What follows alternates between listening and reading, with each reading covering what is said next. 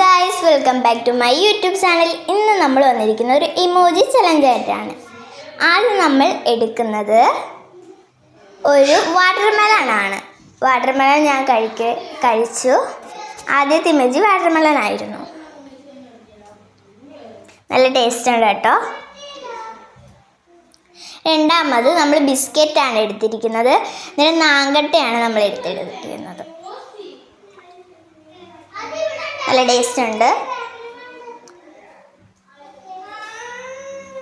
മൂന്നാമത്തെ ഇമോജി എടുക്കുന്നത് ജ്യൂസാണ് കേട്ടോ. ജ്യൂസ്